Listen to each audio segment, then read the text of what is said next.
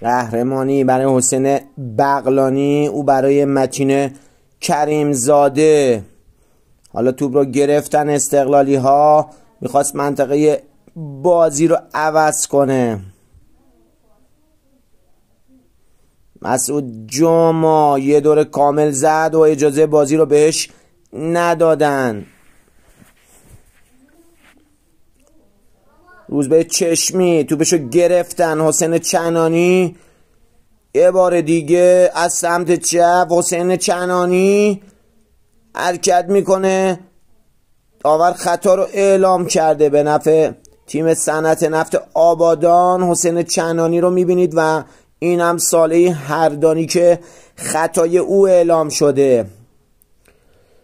استقلالیا بعد از فصل کابوس باری که سپری کردن میخوان یه پایان خوش رو به سب برسونن که با قهرمانی جام حذفی همه چیز این فصل رو بشوره و ببره. حالا این اتفاق رخ خواهد داد یا نه، فعلا که یک رقیب سرسخت دارن به نام صنعت نفت آبادان. این مرحله هم که بگذرن یک ملوان آماده ای که دیروز گلگوهر رو پشت سر گذاشته و به فینال رسیده.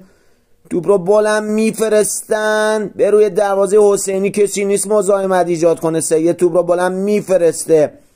حالا ضد حمله برای استقلال بلافاصله علیرضا کوشکی که در ترکیب اصلی هم قرار گرفته. خود کوشکی پاسو در عرض میده. خود مسعود جاما توپش در چارچوب نیست و از بالای دروازه به بیرون میره.